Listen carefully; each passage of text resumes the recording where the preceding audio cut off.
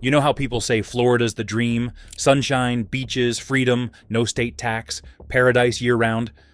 Well, what if I told you that same paradise is quietly falling apart? Not because of hurricanes or pandemics, but because of politics. See, Florida didn't get hit by disaster, it caused one. The state's leaders made a series of choices so reckless, they managed to drive away their most loyal visitors, the ones who literally kept their economy alive every winter. But here's the weird part. They didn't just lose tourists. They lost billions of dollars, millions of jobs, and the trust of an entire country, all while bragging about record growth. And if you think this is just another story about tourism, think again. Because this isn't about beaches or theme parks.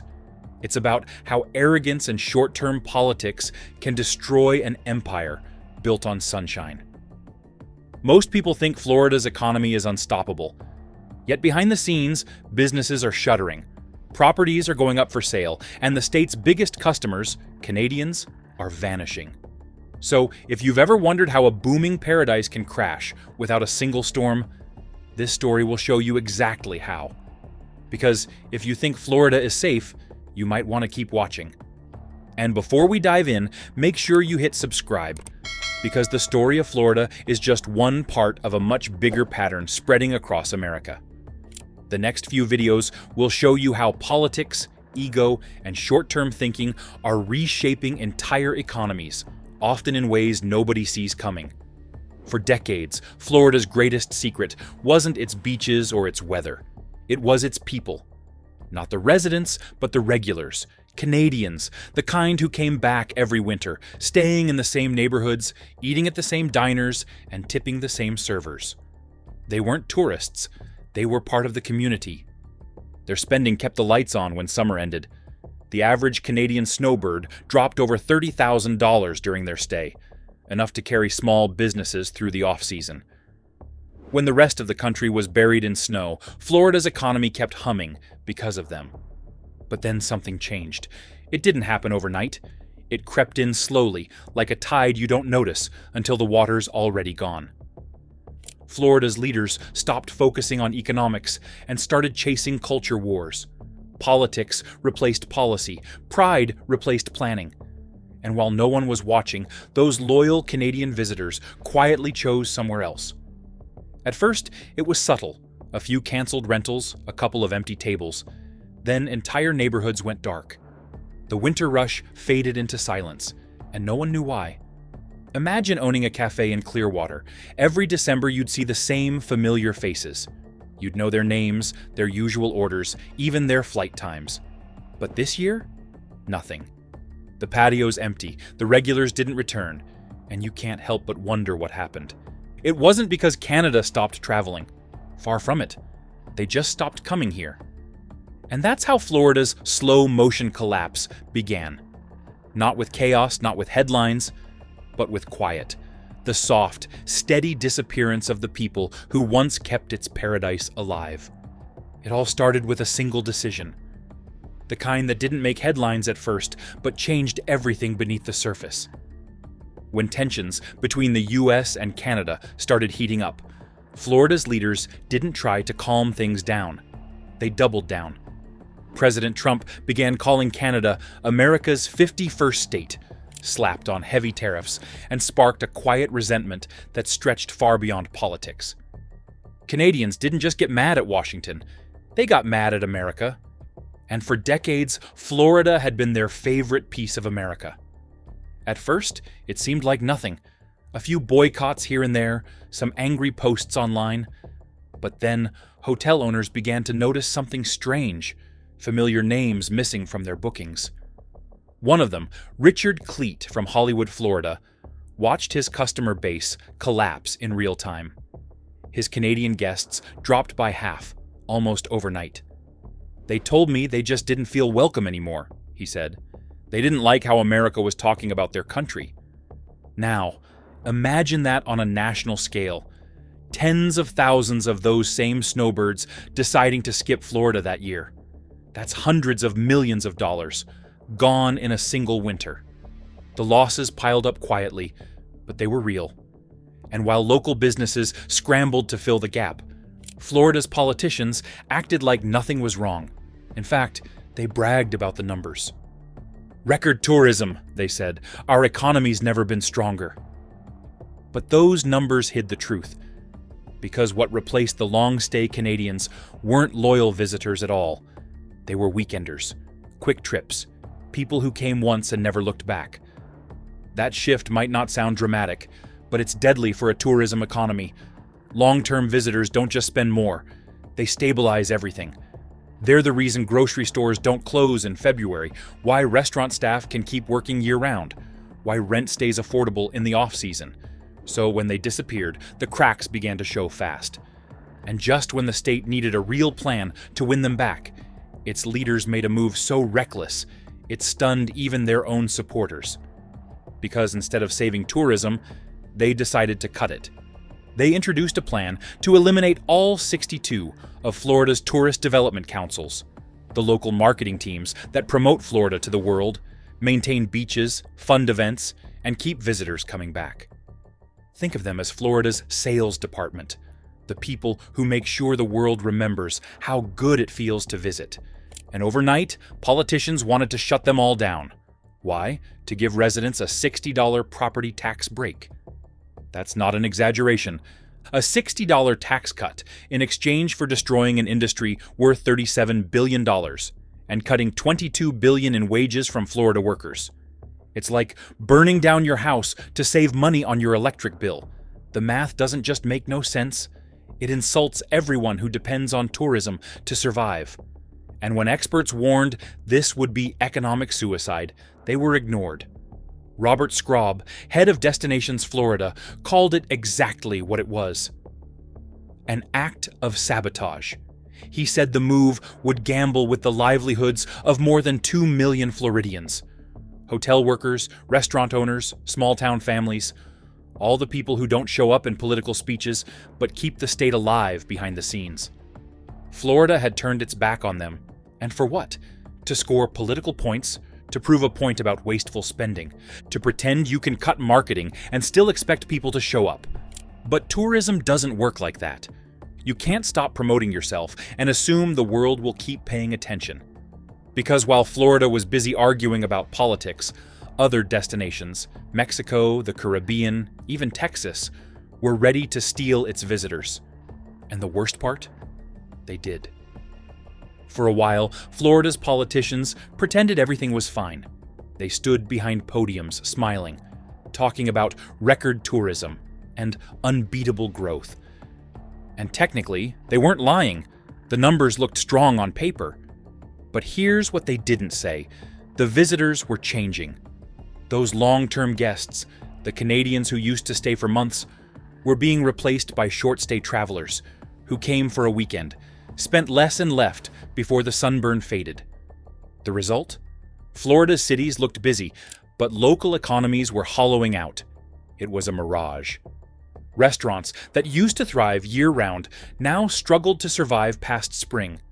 Shops that once had steady customers in February were closing their doors by March. Even beach rentals, once impossible to book, started sitting empty. But when the cracks began to show, the response wasn't urgency, it was denial.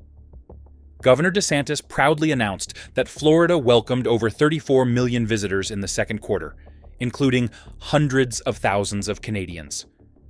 What he didn't mention was that those Canadian numbers were down 20% from the year before and falling fast.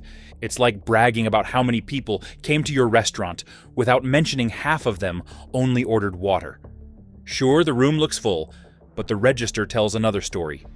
Tourism experts warned that the damage wasn't temporary, it was structural. Florida wasn't just losing visitors, it was losing relationships. You can't put a price tag on loyalty, but in this case, it was worth billions. Because Canadian tourists weren't just customers, they were investors in Florida's communities. They bought second homes, paid property taxes, supported small businesses, and spent money during the slowest part of the year. Once they left, they took more than revenue with them. They took stability. And the proof is everywhere. In places like Fort Myers Beach, once buzzing with winter visitors, empty storefronts line the main road. In Clearwater, for sale signs stretch across streets that used to be packed with rental cars and laughter. Even Panama City, famous for its spring crowds, started to feel the slowdown once the winter money dried up. The irony? The same politicians who cut marketing and dismissed tourism warnings were still giving speeches about protecting jobs. Meanwhile, the very people who relied on those jobs, hotel workers, restaurant owners, small-town families, were paying the price. Because when you stop investing in what made you successful, success doesn't stay loyal. And Florida learned that the hard way. While Florida was busy arguing about politics, the rest of the world was watching and moving fast. Mexico saw an opportunity. The Caribbean saw it too. Even other U.S. states like Texas and California quietly stepped in to fill the gap. See, in tourism, silence is deadly. The moment you stop promoting yourself, someone else starts doing it louder. And as Florida pulled its marketing budgets and fired the people who used to sell its beaches, rival destinations flooded social media, billboards, and TV with a simple message: why go there when you can come here? And it worked. Canadian bookings in Mexico spiked, Caribbean resorts saw record numbers, and European cities started welcoming travelers who once spent their winters in the Sunshine State. Florida wasn't just losing tourists, it was losing its identity. What used to be America's vacation capital was starting to feel like yesterday's news. You can see it in the tone of travelers online, the jokes, the hesitations, the reviews that start with, "We used to go every year, but..."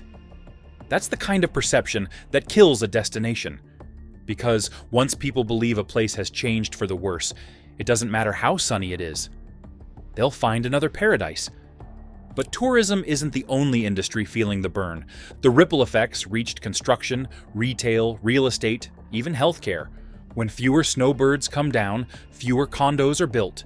Fewer seasonal homes are rented, fewer services are needed. An entire chain reaction starts, and the losses compound year after year. Yet despite all this, the official line stayed the same. Florida's open for business. Technically true, but open doesn't mean booming.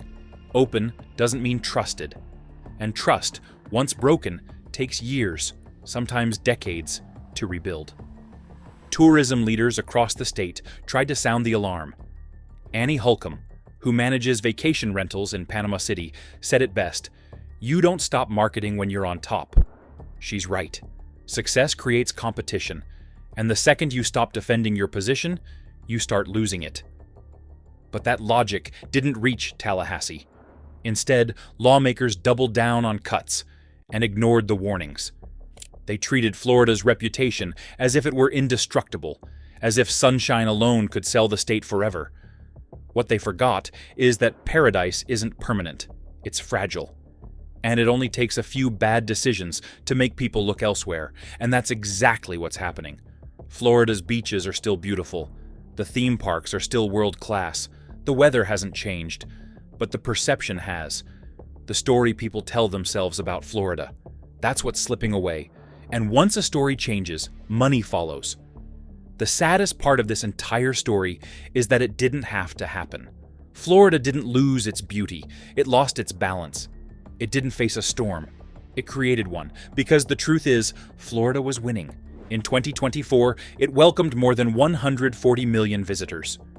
Tourism pumped over $150 billion into the economy and supported more than 2 million jobs. It had everything: the infrastructure, the reputation, the weather, the loyalty of millions of travelers. And yet, somehow, it risked all of it for politics. That's the tragedy of this story. It's not about beaches or numbers or even tourists. It's about pride. And what happens when pride blinds you to the people who built your success in the first place. Florida's leaders thought the state's brand was untouchable, that no matter what they said, people would keep coming. But trust doesn't work like that. You can spend decades building it and lose it in one election cycle. Today, Florida's biggest challenge isn't hurricanes or competition. It's perception. Once people start believing you've changed, no amount of sunshine can convince them otherwise. Because in the end, paradise isn't just about palm trees and warm weather. It's about how a place makes you feel safe, welcomed, wanted. And right now, for millions of people, Florida doesn't feel like that anymore. The irony? The state still has everything it needs to win again. The beaches are still perfect. The resorts are still world-class. The magic is still there, waiting to be rediscovered. But it will take more than sunshine to fix what politics broke. It'll take humility. It'll take leadership that values people over headlines. And it'll take time. A lot of it. Because the lesson here is simple. When you stop listening to the people who love you most, eventually they stop showing up. So the next time a politician says, Florida's open for business, remember this story. Ask yourself, open for who? If you found this video eye-opening, make sure to hit subscribe. Because Florida's story isn't unique. Across America, the same cycle is repeating. Politics over progress, pride over planning, ego over economics. And the next paradise to fall might be closer than you think. Thanks for watching, and I'll see you in the next one.